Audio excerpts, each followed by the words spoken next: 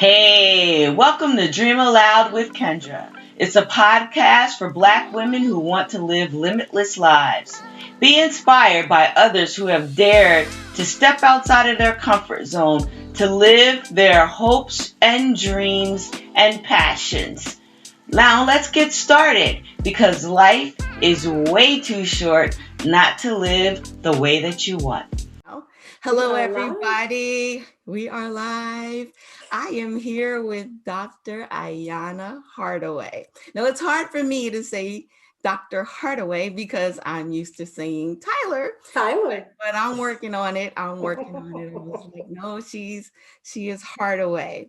And she is my next guest on Second Acts, Phenomenal Women Who Pivot and talk about the pivots. You are going to be blown away with all of the changes that she's made in her life just to pursue her heart's desire.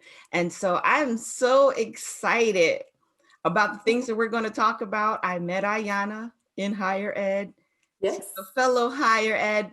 Were you working on your master's or your PhD when we met? I think you were When finishing up your master's. when we met, I had finished the master's, Okay. but I was working on the PhD. I Okay. was probably applying to the PhD programs. Okay. Mm-hmm. Okay. Yeah, So, yeah, so you're still in grants management, yes, but this series is about following your heart, yes.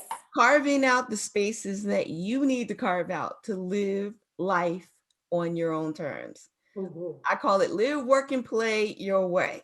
That's the only way to live life. You only get one. There are no do-overs. And so this second act series is about all of the pivots that we make Mm-hmm. to live the life that we want. And you're part of my under 40 set. So I want to let Yeah. everybody know you're never too young to make No. it. You're never too young to just follow your dreams. And if you follow your dreams from the beginning, there'll Yes. still be pivots, but it won't be those big 180s. You might be a Yeah. 90-degree turn, 45, Yeah.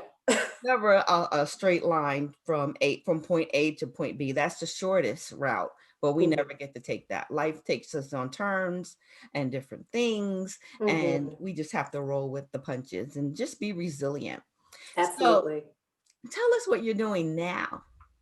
Absolutely. Well, thank you very much, Kendra, for having me and for inviting me into this space. I just have to say, I'm so excited to be with you and to be part of this. So, I am currently, I have several hats, and I guess it speaks to the pivoting and really finding a way to marry all of my experiences and my Mhm, passions without compromising one or another, right? And mhm. so currently, I am a contracts and grants officer for Stanford University. I work for a national laboratory there.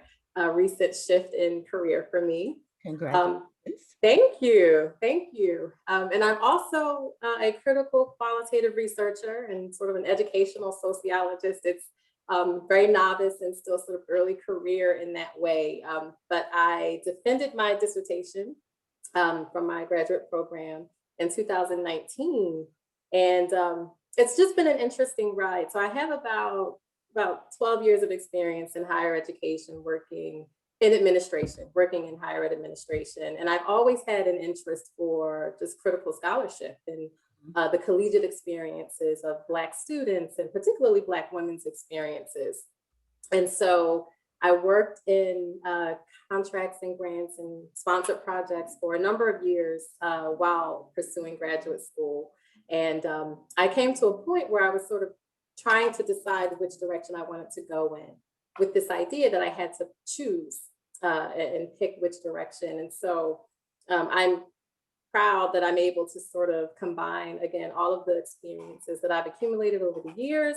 And I'm still able to engage in research and to engage in scholarship. I enjoy writing, I enjoy meeting people, I enjoy centering the experiences and using critical discourse and inquiry to do so. So it really has been just an amazing journey You that get to I've do you get to do a little bit of administration, yeah. research, and you're an instructor as well. I teach as well. I do. I teach as an adjunct. So that was the other part of it. I think once I was able to decide that I'll stay in grants management, because I also have an interest in policy.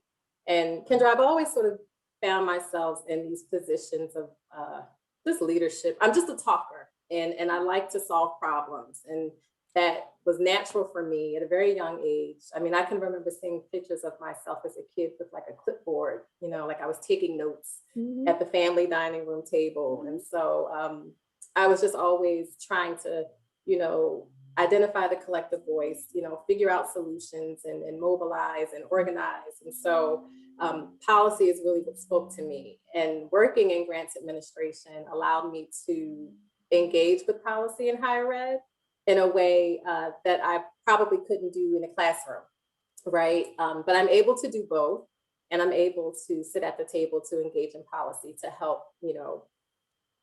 develop, policies, and again make institutions more equitable. And that's sort of the area or the approach that I take in my research.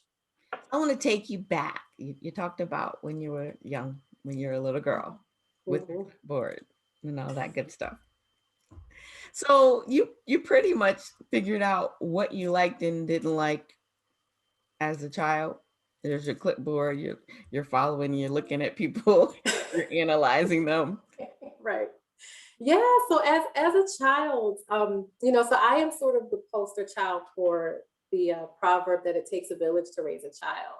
And so I was raised by my grandparents and a host of aunties and uncles and cousins and other mothers and community members and all of that. And so I had a very unique upbringing in that I was able to absorb different experiences in different generations. So I'm really old school, being raised by grandparents, right? And so I grew up in North Philly, and my grandparents had a garden, a patch of land in the middle of North Philly. Really? Go ahead. Yes, we grew our own produce, and so after school, I would be in the garden picking produce and learning how to clean greens and learn, just all of these different experiences that really gave me sort of an insight into, again, generational experiences. And so are your grandparents from the South? They are from the South. Where are they from? They are from North Carolina. Either Florida, Georgia, South Carolina, North Carolina. And they brought their traditions with them. Yes, they did. You had a garden in the back. So you were picking greens in North Carolina. Absolutely. Absolutely. And then it just was an interesting, I think once I got to undergrad, I always sort of wanted to engage in like journalism. And again, this idea of reporting and investigative, I was a criminal justice major at some point, but I ended up majoring in communication studies, and I had a minor in journalism. And so, but as I was an undergrad, again, I had assumed some leadership positions, and I really enjoyed the identity development of myself and my peers through undergrad. And I established amazing relationships with faculty and just advisors. And the idea of pursuing a doctoral degree, engaging in critical discourse and philosophy and sociology and African American studies. I mean, all of these, it really was a hodgepodge of just identity development. And I became fascinated with it. And I said to myself, I want to do this. We're about African Americans make up about 4% of PhD degree holders. And I remember speaking to one of my mentors and saying, well, how do I start this process? And she sat me down and said, be prepared to be in school for a very long time. And so from there, this idea of, well, okay, I want to be the first in my family to get a PhD. I enjoy engaging with students. I enjoy being able to acclimate and support and help my peers. And again, I was involved in Black Student Union and just a host of government organizations on campus. And so it was really sort of a natural progression from undergrad that I would eventually pursue a doctoral degree. And so tell us about your thesis. Yeah, so I ultimately did a study on the experiences of Black women Black undergraduate women resident assistants. And I wanted to explore sort of the intersectional experiences being Black and being a woman, but being a leader.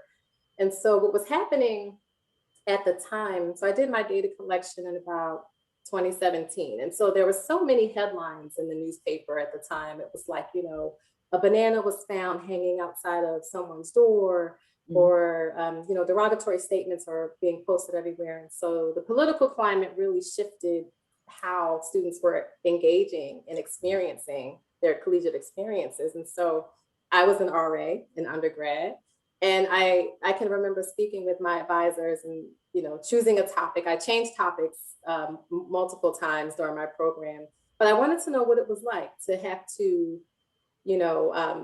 provide support and to be supportive and to cultivate this leadership experiences for students when you are oppressed, right? And so what does that look like when you're standing in the center of being a Black woman?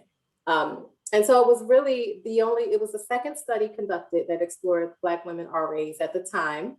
And I did receive an award, a commencement award, a distinguished award for my dissertation research and contributions to the field. But it really was sort of illuminating a lot of these hidden experiences and I would say maybe some of the punitive policies that are in place for leaders, and taking a look at bureaucracy and so many challenges that these women experienced. And so I was able to use sort of a Black feminist theory and critical theory to explore those. And it was really a remarkable experience. So are there many Black female RAs?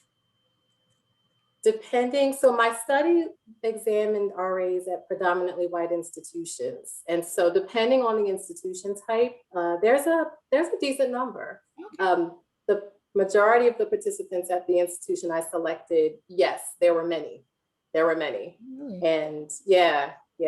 Because you think about the role of the RA, it's, free room, free board, right? And so, yeah, it is sort of you learn so much, and you get, it's a rewarding experience, but at a cost.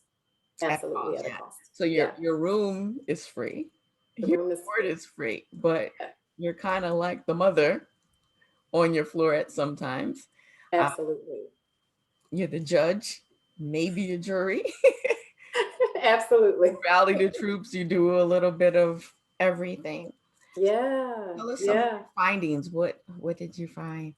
Yeah, so I found what's consistent in the literature for Black students in general and predominantly white institutions. So, having oppressive experiences, feeling like there has to be sort of a negotiation of identity, having labels associated with leadership styles as Black women, and sort of the stereotypes, the cultural construction of the Manny and the angry Black woman, right? And sort of these stereotypes that we have to disrupt in our practices. And then you found a lot of, sort of structural challenges. So, whenever there were appeals or issues were being escalated to administration, there was sort of this tug and war between, whose issues are we highlighting? Is it the student's experience or is it the supervisor's experience? And so I think there was a lot of sort of policy challenges in terms of institution type that were identified, particularly in diversity trainings. It became a very controversial topic. So many of the RAs didn't feel prepared to engage and navigate conversations around, race, and they didn't have the tools to really talk about some of the issues they were experiencing. And then you had others who just talked about problematic diversity trainings. So I guess one example, when a training, someone mentioned that the facilitator wrote a bunch of like stereotypes on a piece of paper and threw it into the crowd. And then you would pick it up and talk about why, that term was derogative or why that was an issue. And so just very problematic sessions and things of that nature. So the implications, again, sort of delve into, how can we best prepare and take into account the experiences of Black women in particular, because RAs are typically student leaders anyway, right? And so you want to make sure that you're soliciting their advice and inviting them to the table when you're developing trainings, and just really centering their experiences. Yeah.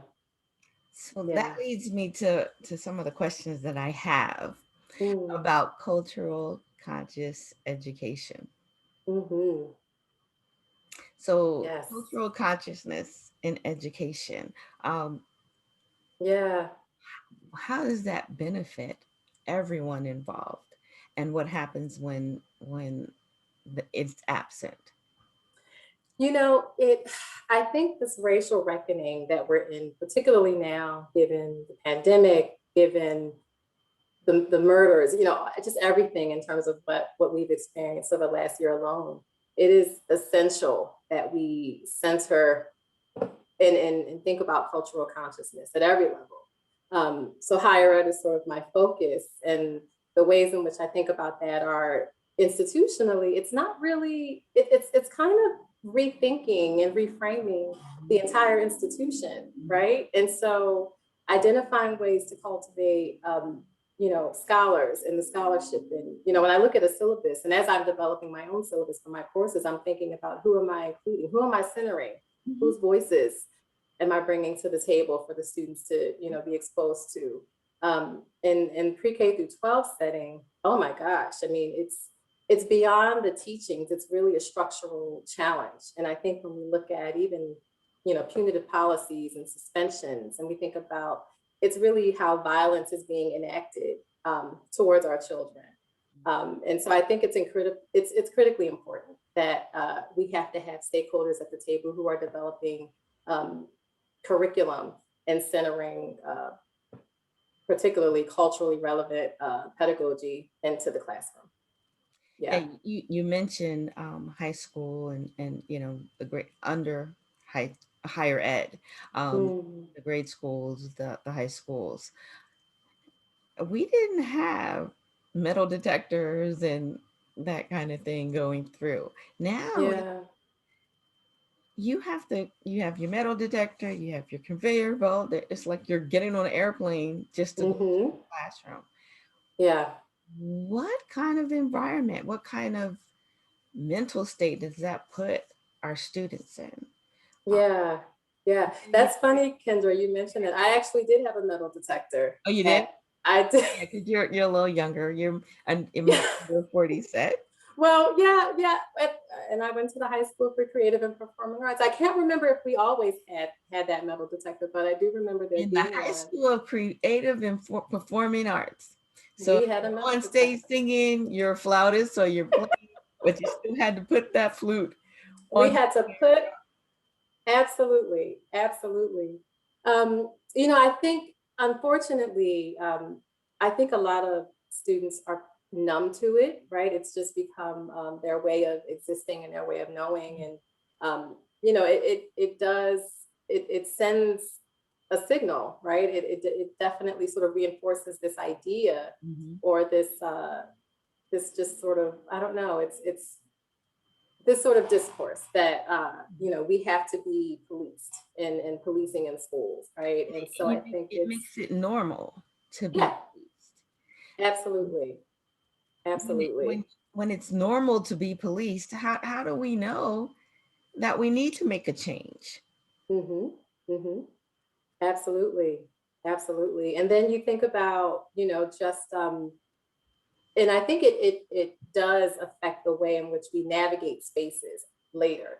And that's a little bit of tied into my journey as well, because I can remember being in professional spaces and still sort of feeling like, I don't know, just having this like target on my back. And we feel that as Black women anyway, but you're sort of socialized to think that you can't mess up, you can't ask the wrong question, you can't.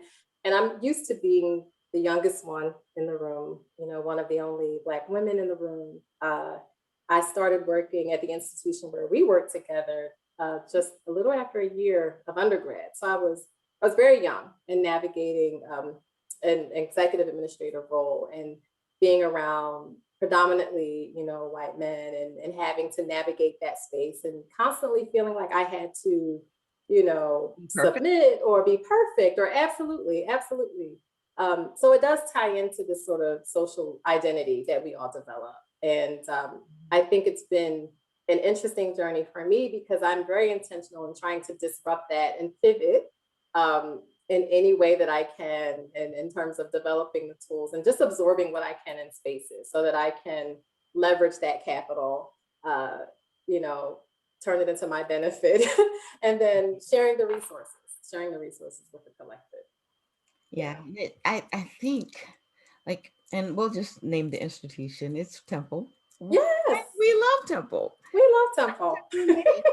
I was used to being the youngest. When I showed up there, I was the youngest. And, I had the opportunity to take on different tasks, just move laterally Yeah. in the Network Operations Center. And I found out that I love project management. So I was doing project management for IT. Yeah. Took me out of the office in the computer, right in front of the computer screen, and I was able to start doing planning. But I still knew my basics from being in the Network Operations Center. And so I was able to navigate those spaces. And technology is was, and I hope that this changes a lot, but it's a male dominated field. And at the time, it was white male dominated. And Yeah. there were a few women, but they were all teaching and or in help desk. And I happened to be the person who was able to do a little bit of everything. Yeah. The men I found to be helpful. I think as long as I didn't know more than they did or make Yeah. more money than they did, and Uh-huh. I decided that, they had something I wanted, they had some information that I needed Yeah. to move forward. So I took that. Navigating the spaces has been challenging Yeah. in some instances, but it's a learning experience. And like you said, once you learn, then you want to pass that information on to someone else. And I think because we were in higher ed, there's more, it's a more liberal space. Yeah, definitely. So it gives you more opportunity than you would have had in the corporate space. But I'm not cut out for corporate because I'm not the tap dance type. I don't want to go to dinner with you after work at 9 o'clock, and because I just want to go home. I'm just that kind of person. I'm a homebody, so I knew that corporate wouldn't work for me. But higher ed is a wonderful space to work. Yes. Especially you can get a free education. You can get a free education. Children can get a free education. So absolutely talk about that. Absolutely. It's funny. It's so when I came out of undergrad, I had a job at State Farm, and then I said, okay, I have to, set the intention. I need to get a doctoral degree. How do I do that? And a mentor, I was very adamant about, not being apprehensive, go to the person who has the degree, informational interviews. There's so much value in informational interviews, right? And not being afraid to just ask the question. Ask the question. And in my mind, it's, what's the worst they can say? They can only say no, right? And so, understanding benefits packages, right? And understanding that, what tuition remission was, and that I could do this for free. And so that was exactly how I ended up landing in higher ed and at Temple, because I researched all the local universities. I determined which institution was providing that benefit. And I just started applying. I mean, I think, Kendra, my first job at Temple, I had applied to like 30 jobs. And again, this is a year out of undergrad, so I didn't have the experience. I had, the leadership experience, but in my mind, I thought, okay, I'll apply to 30 jobs. I'll get at least 5 interviews. One person might offer me a job. And so I started at the Fox School of Business in 2007. That's where I was for about 4 years. And I started my education, my graduate schooling there. Yeah. So it was definitely an interesting ride. And throughout the programs, I was able to work full time. I was able to get married and have 2 children. I'm saying all that with a smile, but it was the most difficult thing that I've ever done. And the challenges, the bureaucracy with the navigating graduate school. It was very challenging. I almost quit a couple times. Like I said, I changed my topic. I had some pushback on my topic initially. And so identifying the networks and relying on sort of the tribe to support me and family support and accountability partners within my cohort was what drove me to success and being able to complete the program. So let's talk about that resilience. You changed your topic, you Yeah. about quitting, Yeah. but you continued on because Yeah. you were intentional. I think it's one of these sort of unspoken. No one ever said to me that you can't have children while you're pursuing a doctoral degree, but I think it was just this sense, this third sense of the sixth sense of knowing that if you're if you're a woman, particularly if you're trying to pursue a faculty career, that you have to, it's intense. And working in higher ed, working with faculty, I was sort of privy to that. And I was exposed to that in my administrative role. So I can remember that I hid my pregnancy for a little while. Really? Throughout my grad program. Yeah. And again, no one mentioned it, no one said anything, but I felt like I had to, you know, just be on top of everything. And I couldn't be weak. I couldn't fail. And so there was lots of internal pressure that I had given myself. And I also, again, was met with some resistance. Like I said, I focused on the experiences of Black women, and the critical discourse was not necessarily something I was exposed to. There were not many opportunities provided. And so I had to really look elsewhere and get creative and redesign, a sort of dream team, if you will, of a committee that could sew into me and expose me to the things that I needed, the tools that I needed to do the research that I knew was important and wanted to do, and there's value in our experiences. I want to talk about that dream team. Yes. You had to put together people who've already traveled the path that you wanted to travel. Absolutely. Yes. Is that not I find that to be the most valuable portion of anything that you want to do. Absolutely. Ask the question, why reinvent the wheel? Yes. I tell this story over and over again, and I hope she's watching. I don't get to talk to Dr. Marie Amy Taylor very often. However, I came to her so frustrated one day. I was in meetings and I kept saying, everybody keeps talking over top of me, my boss and his boss. And I'm speaking and then they start talking over top of me. And she said, you've given away your power. And I said, but isn't it rude to cut them off because I'm the subordinate here? She said, you know what you want to say. You are the authority in the room for what you're speaking about. Yeah. Don't give away your authority. That's all she said.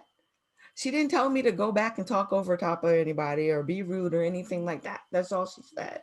And intentionally, my next one-on-one, and it was myself and my boss and the dean, two men. I sat in the seat, and as they started talking over top of me, I raised my voice and started talking over top of them. And they listened. They looked a little perturbed, a little disturbed, but I said, I'm going to try it. She said, to not give away my power. Yeah. Before I could get back to my office, when it was over, I got back to my office. Before I could sit down, I was putting my papers down going, I think I just got myself in trouble. I think I just overstepped my bounds. My boss came to the door and he was like, yes, that was the best meeting ever. And you should keep it up. And I was like, oh, all I needed to do was be rude. And like I said, she didn't say be rude. Yeah. Then where I was going. Yeah. Yeah. Wow. Giving away your power. 5 words. Change the trajectory. Leadership. Tenure as a director in that college. Wow. Wow. That's powerful. What would have happened if I had gone to her the year before? Yep. So once you built your team of people who Yes. already go on your journey, Yes. how did that help you? It was a breath of fresh air. It is exactly what you described. It was this guidance. It was this, we're here to support you. Where before I felt there was resistance and sort of a questioning of my natural development of inquiry, and um, it really was just a different experience. And I think graduate school can be elusive in that way. And so if you're anyone watching, you're thinking about pursuing graduate school, pursue it, do it. But there's so many tips and tricks of the trade that I wish I had known early on in my career. But my team was amazing. So I know we were commenting, Dr. Tiff Archie. Hey, Tiff. Hi, Tiff. We love you. We love you. I had the navigator. Absolutely.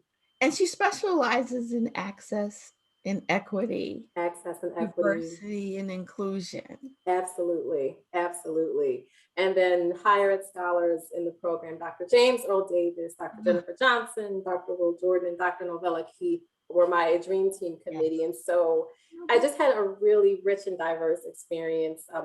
I've learned so much from these scholars, but they really did sort of push me. And it was just like a warm hug the entire experience. And there were moments where I thought am I done yet? And they said, no, we're going to push you to greatness. Keep going, get more participants, get more data. And so I appreciate that experience. And again, oh my God, Kendra, I can remember working, again, I was working full time, but I would get into the office 7:45, work until 5, and then stay in the office between 5 and midnight, and so there were days when it was just, it didn't seem like I could do it. But again, having that support, my husband and family, it ended up working itself out. So it is a collective degree. Yes, it is a collective degree.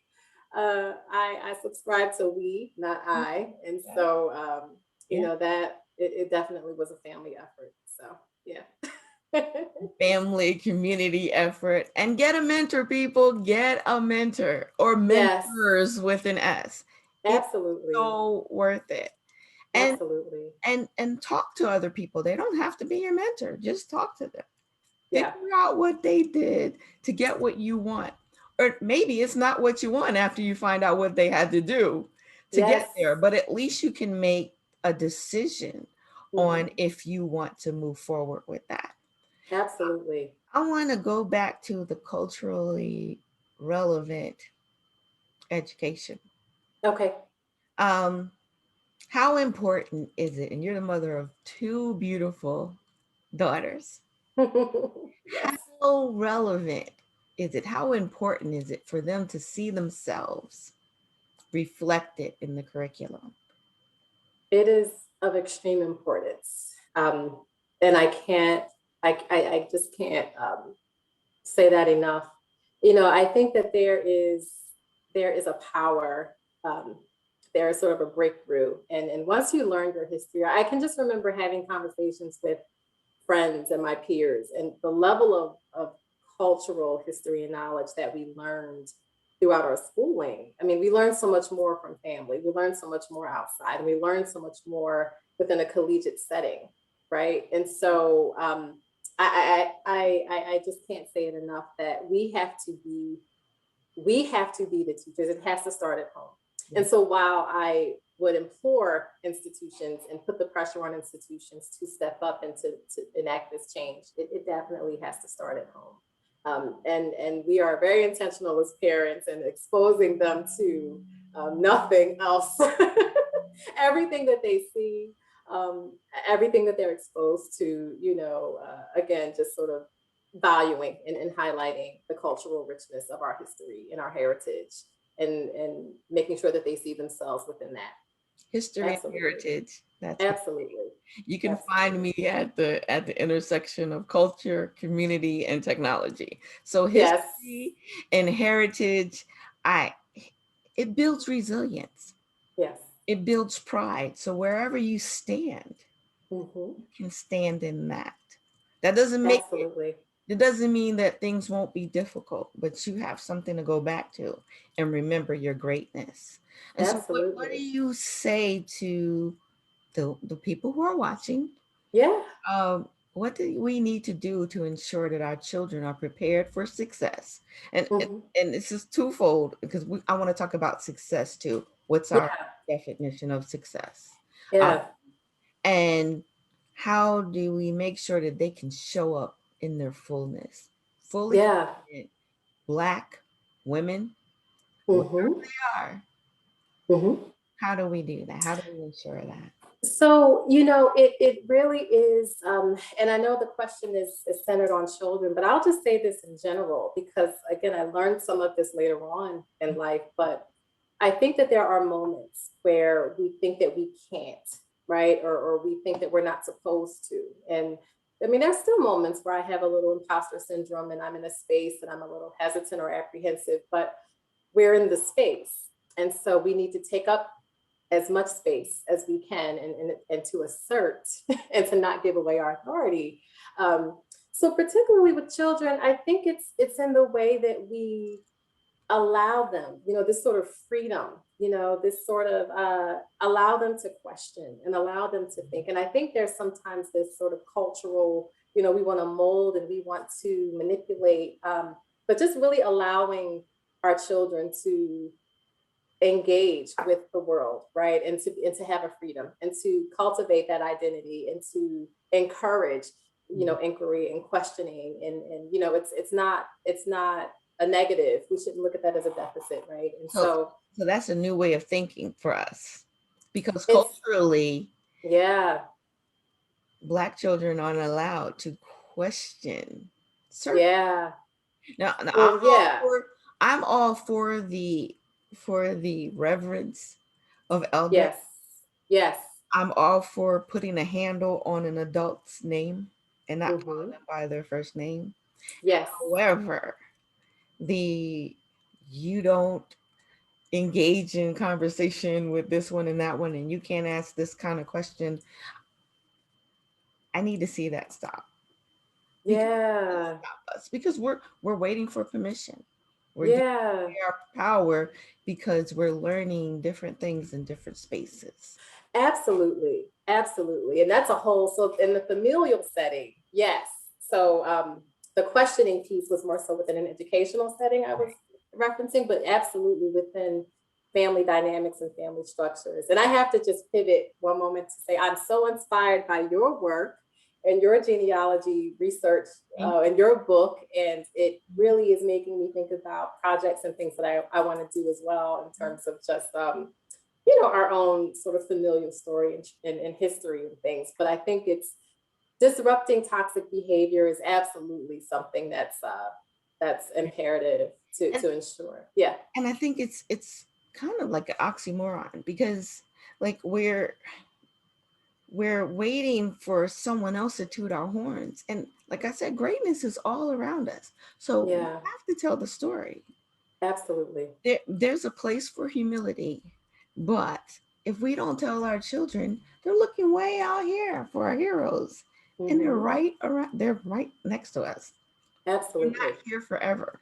So Absolutely. you have to ask the questions Mm-hmm. and record and have all of the information that you can while you can. Mm-hmm. Mm-hmm. Absolutely. And to get back to the point about, just advice and preparing for success and encouraging success.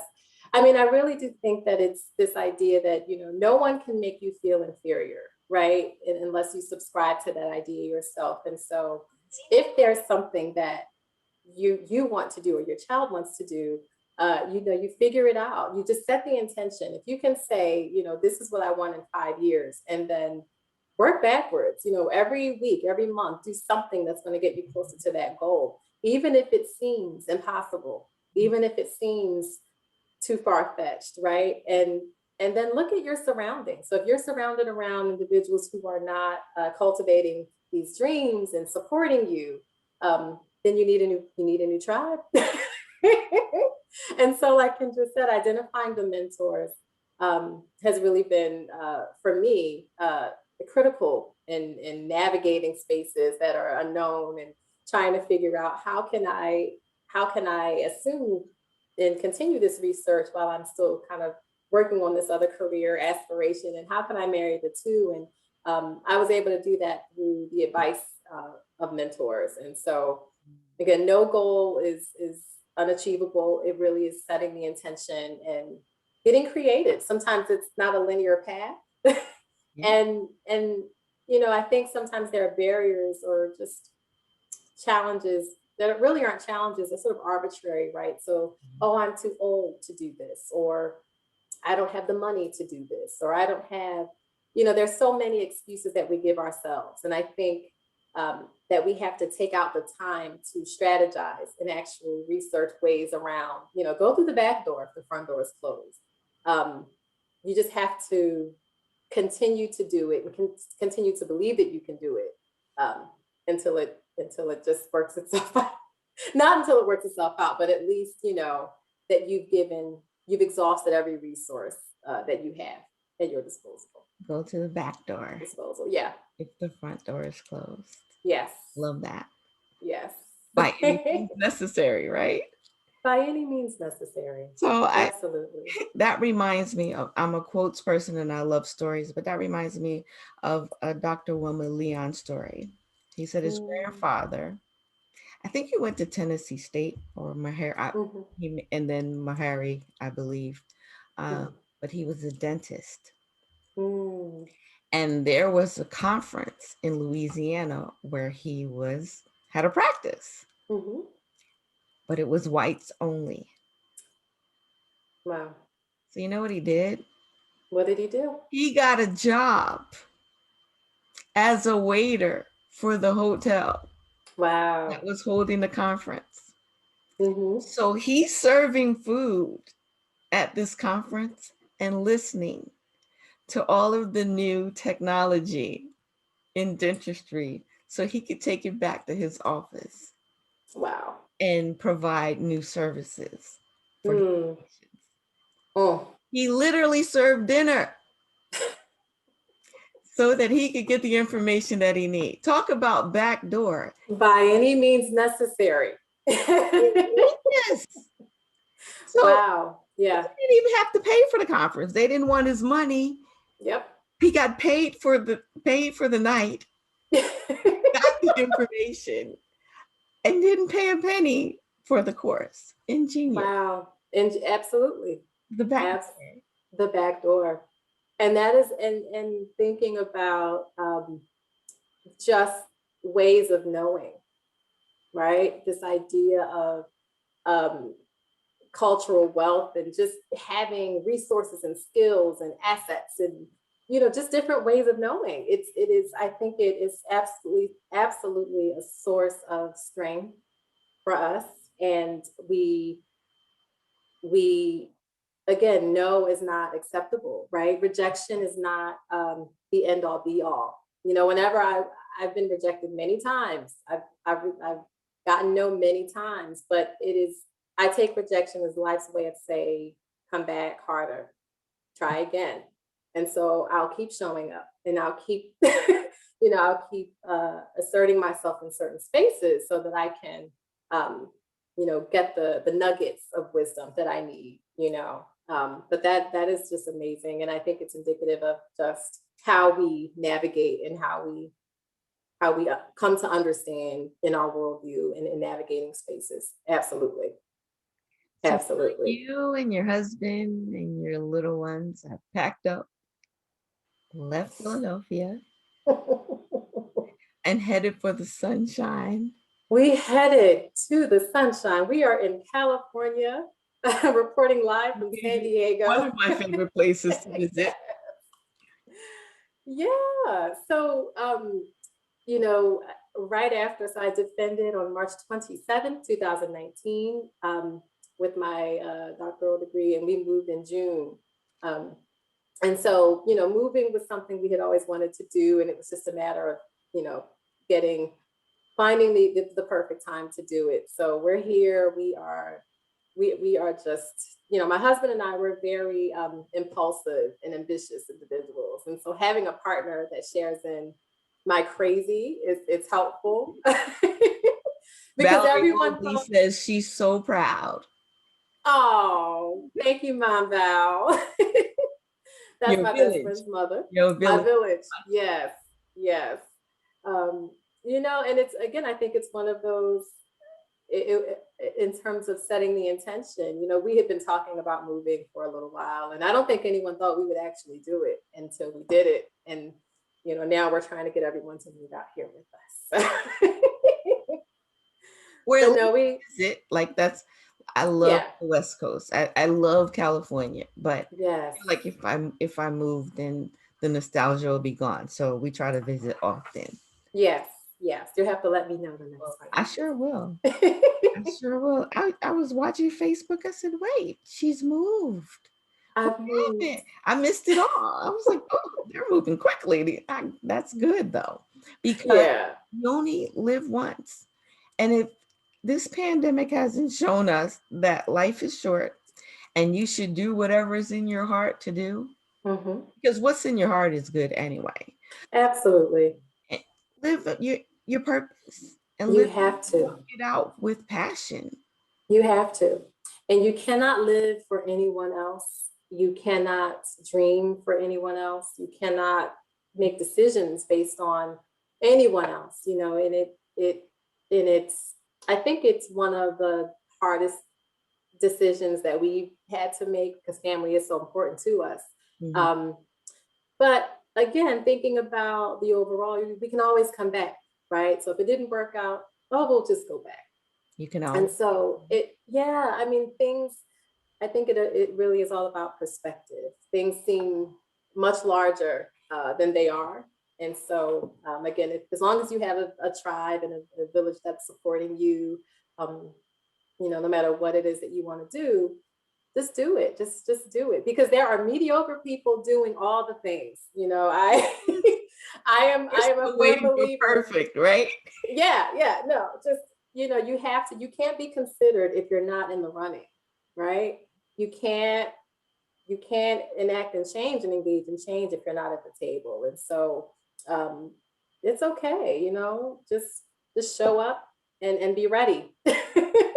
Because I will tell you, every time that submit an application, or, it's almost like, oh, I'll just submit it, nothing's going to happen.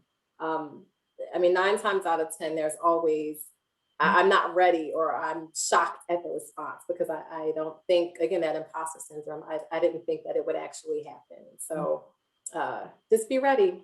Be ready. You're brilliant. Set Be your ready. intention. Yes, set the intention and just go. Just live. I'm a quotes person, so I'm going to remember there are lots of mediocre people doing everything. As I'm That's definitely, all I will say about that. but I love that quote. We But work with them. Listen, that it quote really is so is. true. Yeah, it's so true. I'm It's going so to write true. it down and keep it. So I ask every guest, what is your favorite quote? I have many. I have many, but there's I think that the one that I sort of subscribe to, the affirmation I subscribe to, no one can make you feel inferior without your own consent. I read it somewhere at some point in undergrad, and I think it really resonated with me. This idea that I am my gatekeeper, right? And so, as long as I can understand the system, there's institutional oppression. These are things that we can't change. Mhm. But I will continue to put myself in places in which I can compete, and I can utilize my strengths and utilize my skills, and bring my voice and bring the collective voice in terms of research to the center, from margin to center. And so that's sort of how I've tried to navigate and live my life. And yeah, it's there are no excuses. You And can do it. we need to be in Yeah. those spaces because representation matters. Michelle Patterson Wilson says the Hardaways are an awesome couple Hi, Sister and Michelle. family. And she says, look, I probably needed my reading glasses. And they continue to do great things no matter where they are. We miss you here, but Oh, so happy for your family. we miss you too. So my husband and I worked at Imhotep Institute Charter High School. Um, and so, I am, because we are, it's Beautiful too. shout out to Philly and Yes. the community back home. I mean, so much of when we talk about culturally consciousness and culturally relevant education, I mean that there are a number of schools in Philly that subscribe to just an Afrocentric pedagogy, and it's critically important. And I had such a rewarding time being part of that institution. So, She's giving you hearts. yay! So yeah, I think we talked about your grants management. Did we Yeah, talk about much of your grants management? it. I think the takeaway there is that the strategy led me to grants management.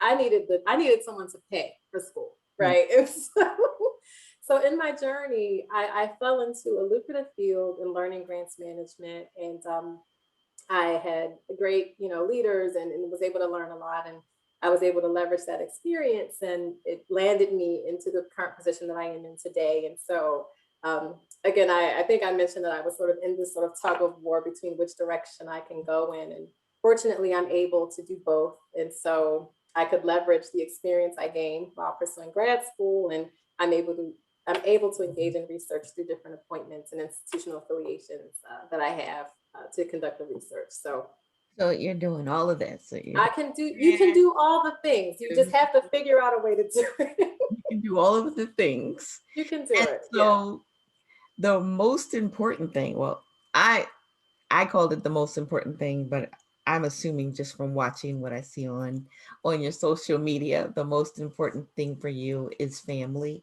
and Yes. love. So I got a chance to see your wedding Oh, on the yay. Spirit of Philadelphia. So I was looking at the invitations, and My husband designed the that invitation. was so nice. He did So that in 15 minutes. really, so He's you added culture Oh, absolutely. into your wedding, and Yes. you made it so it was just you guys. You were having fun. Yeah. It was formal yet informal. Yeah. It looked so nice, and you guys look so happy. Thank But you. but tell me about the Andikra symbol. The love never loses its way home. Yes. Was that the Asasiadora symbol? Love never loses its way. Anyone who knows me, who's watching, my husband, Nate Hardaway, is just amazing. And I think that in planning the wedding, it was just fun, and we're just like that. We're not very traditional at all, and so we spent the day together. We got dressed together for the wedding. Yeah, he designed our invitation in like 15 minutes. He went to the University of the Arts for industrial design, so he's a designer. He's very Beautiful. artistic, and we were very intentional about tying in sort of the cultural traditions that were important to us for the ceremony. And we just wanted to engage in community. We wanted it to be fun. And so that's exactly what it was. And now I see that with your girls. You just Yes. weave it all in. Weave it all in. And, and I think it's important to note, as we talked about the success and, the journey and the pivots, family was of the most importance in sort of our family plan, and we decided intentionally that we wouldn't compromise in waiting to achieve these other goals. And so we were able to sort of weave in the milestones, and that's exactly sort of my next in terms of what's next. It's sort of I think I've reached a point where I'm comfortable, and I will continue to engage in the research, but it's really just enjoying time with family and giving everything that I have into these girls to ensure that, they are just cultivated and nurtured as they should. Yeah. That's fine. So it's Mr. Hardaway and his ladies. Yes. Yes. I'm watching you guys with your pictures, and you're living life and having a great time. Thank you. We And are fortunate. it has all your hard work is paid off.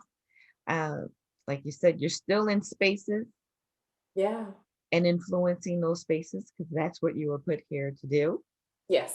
And so I wish you all of the best. We have to do something else. There has to be some type of circle, something to encourage other people. And I was hoping that Dr. Shears would make it on, but she is so busy these days. Oh my gosh. But yeah, we need to have a conversation. Yes, please. That would be amazing.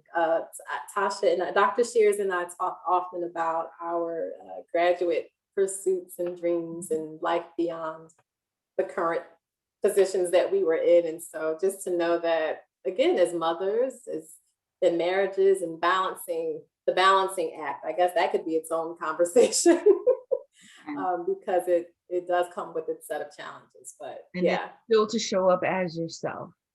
Absolutely. And honor who you are at your core, that authenticity. That's what I love about you guys.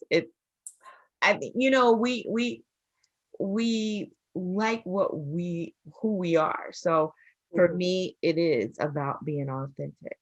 Absolutely. Being who you are at your core and showing up as yourself in every space. Yes. Yes. That is so important. No more masks, no more masks. Fitting in. Yeah. Do you the way that you were created. Right. And then when we show up as ourselves, the world is a much better place. Absolutely. Absolutely. And if we're in a space in which we feel like we have to wear a mask, then we need to identify another space because that space is not for us. The space is not for you. Yeah. And you don't have to stay there. Absolutely. There is abundance. Mm-hmm. And so that space is not for you. And you need to realize that where God guides, he provides. So therefore, go ahead, follow your heart. Absolutely. And just practice courage. You can be afraid, but if you take courage with you, then fear has to take a back seat. I'm reading Melissa Gilbert's Big Magic book. She talks about fear. Fear and ambition go together, she says. Yes. And they have a contract with fear. Fear can ride. He can never drive.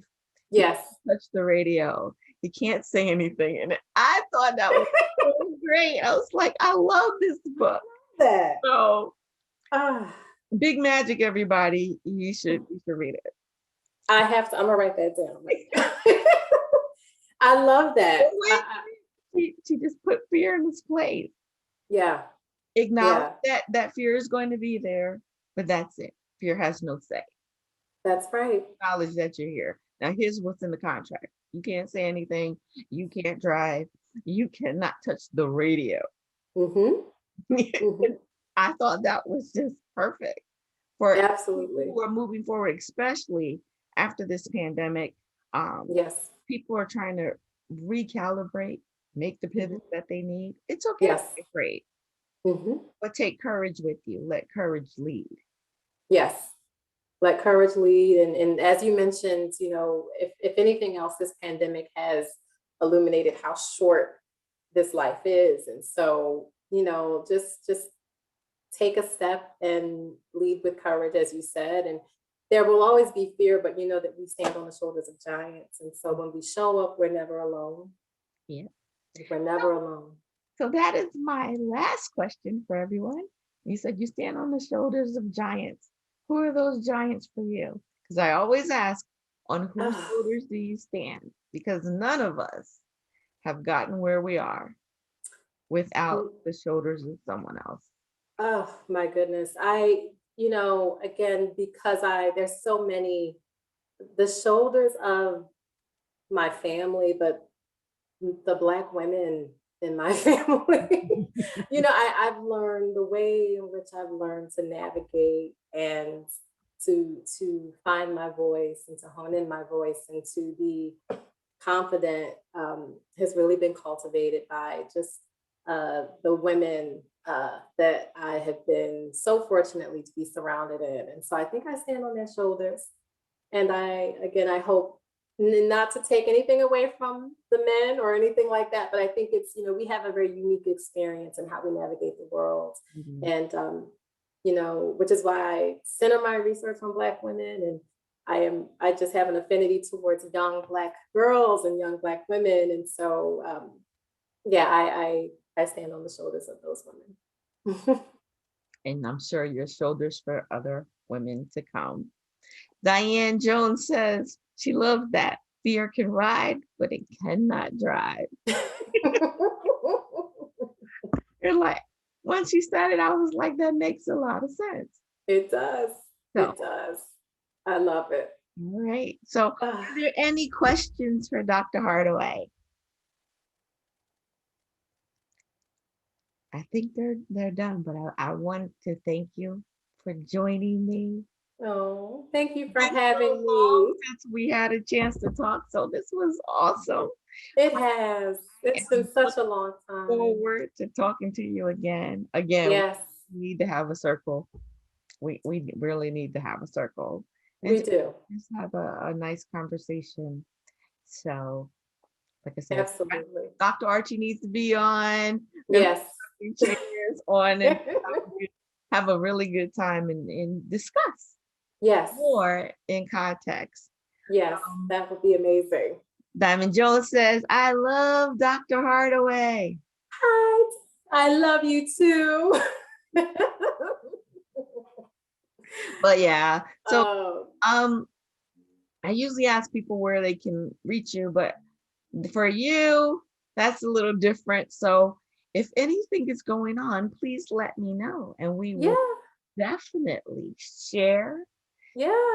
Your audience is here, they're listening. Okay, But absolutely. I'm glad that you were able to come and share. Thank you for Especially having during me. Black History Month. Yes. And we're going into Women's History Month. And Mhm. you're at your research is at the intersection of Black women Yes, and absolutely. culture. And Mhm. yeah, we're gonna have to have you back on. Yeah, and hopefully there will be more publications forthcoming this year from me. So I've had I'm so fortunate again with the tribe and sort of the research collaborations. I'm able to work on some amazing teams. So I'll definitely post those. I'm not so, I'm accessible. So I don't think of myself as someone that has like a following or anything. So if you want to reach me, I'm here on Facebook. Uh, yeah, but just keep us posted Absolutely. because the research that you do is just phenomenal, and we're raising lots of Black girls. Yes. And Yes. so just to be armed with the information that we need to make sure that they are receiving that cultural conscious education, and Absolutely. that we can empower them to show up as their full selves Mm-hmm. with pride in who they are. Yes. It's much needed. Yes. And I thank you for your work. I Thank thank you you. for your time. And I love you. And I'm just so I love glad you to see too. that Thank you for having me. you just follow your dreams anytime. It was Yes. good. This has just been like a warm hug.